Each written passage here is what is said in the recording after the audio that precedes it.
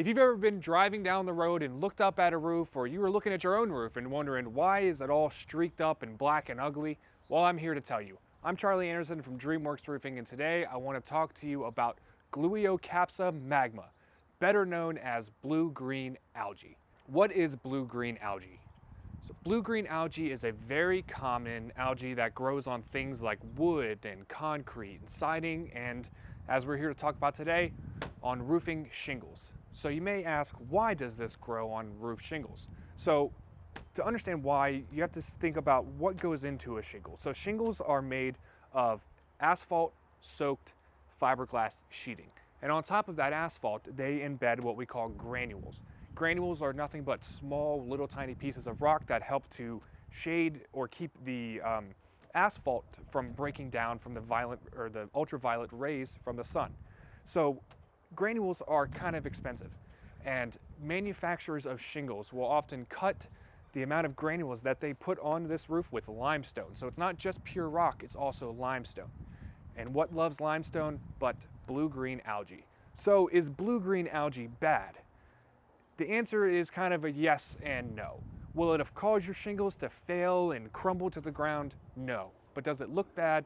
Yes. It's a simple bacteria that just grows on the shingles, so it doesn't really affect the way that they perform. It doesn't affect their ability to shed water. Really, at the end of the day, it just looks kind of ugly. So if you have streaks on your roof and they're just driving you crazy, I want to share with you a couple things that you can do to combat that and keep your roof looking as fresh as possible for as long as possible. So number one, you can do a roof cleaning. A lot of companies do it. Dreamworx Roofing does it.